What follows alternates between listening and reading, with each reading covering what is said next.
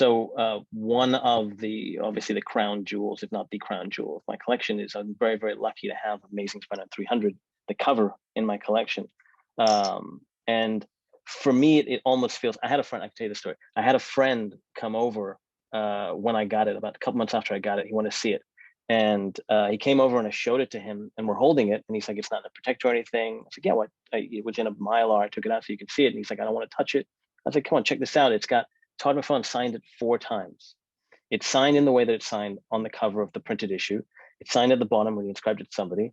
It's signed on the back when he had notes to the editor about how to shrink it and the coloring of it.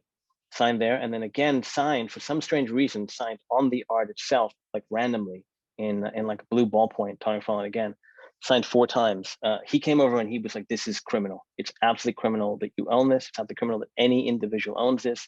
This should be owned by the government or the state. It should be in a museum somewhere. Everyone should see this." I completely agree with him. The only problem is that no one will do that. But it's a lovely piece. It's mostly stats, which is why I think I was lucky enough to get it. So the only original work on there is the Spidey figure and the webbings, the 2 webbings. Although strangely enough, one of the webbings is drawn underneath, and then there is a stat on top of that. I guess Todd didn't like the original webbing. And I've asked him about it. I've talked to him about. I produce movies as well, and I've talked to him about producing the Spawn movie. He's stuck with Jason Blum right now, and that's been a mixed bag for him. But I've never had the courage to tell him that I've got this cover asking stories about it. Maybe I should do that. Okay, so Ultimate Fallout 4, the first appearance of Miles Morales, the cover is a piece that, again, I'm lucky enough to have. Now, this one I share with a buddy. This is the only piece in my collection. And many people would say it's foolish to co-own a piece of art, but it was the only way we could make the deal work to get it in our hands. But this is fascinating because it's very different than the printed cover. Obviously, the coloring does a lot for it. They've got the deep blue tones that push Iron Man, Cap, and Thor into the background and push Miles Morales to the foreground. You don't see that here. And so much of the impact of the cover is that trade dress that covers Miles Morales' head. You don't see that here. So looking at it without all that, it almost, frankly, is ugly. And a lot of the older collectors looked at it when they heard that the price that it went for, and they said, this is a disgusting piece. Why would anyone do this? And it's fascinating. They're not wrong. It's just that they're seeing a work in progress. And that's so much the fun of comics, is you're seeing a half finished, half presented piece. It hasn't been fully colored. It hasn't had the trade dress and design on it. There's so much that goes into it. This one's also fascinating because it's got a price on the back, and I feel terrible, but it seems Mark Bagley sold it for $300. It's not even that old. It's 10 years old, and now it's 100 times that or whatever it is. But it's just fun because it's modern art, and I think the epiphany that I had before we bought it, and I think the epiphany that a lot of people had when they heard what we paid for it, is these are all one of a kind, and it doesn't matter if it's 1 day old or 75 years old. They really are one of ones, and someone's going to pay what they're going to pay to get it. There's no substitute. So the very first comic book this is that I ever read was Adventure Superman 497. I remember I had a group of friends in Hong Kong in high school.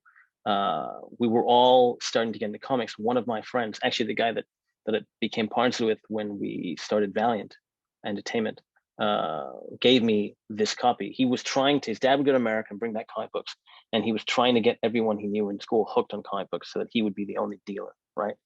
We have to go through him to get him. And he tried to find the worst story, the worst potential value comic, whatever, to give everyone. And he gave me this, not knowing that Superman was going to die and Doomsday and all that. And I remember it blowing my mind. I was a big movie guy. I read a lot of pulp novels, but comic books were a whole different type of storytelling.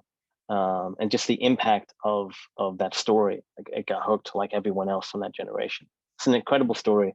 I love the way they structured it with the panels enlarging so that the last issue is just splashes. The second last issue is half-page splashes.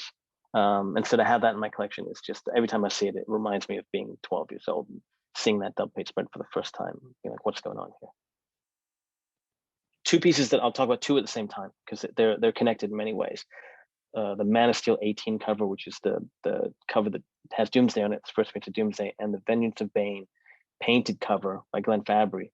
So much of this is nostalgia for me, as it is for everybody, right? Growing up in the 90s, Death of Superman and Nightfall were the 2 pivotal events coming out of DC, and really maybe for all the comics. So I've been obsessed with trying to get, as everyone has, pages or art from there. But so many of those pages and covers are locked up in collections. Two of the pieces I was lucky enough recently to make a trade deal for, and they're both fascinating in the sense that they're both oversized, right?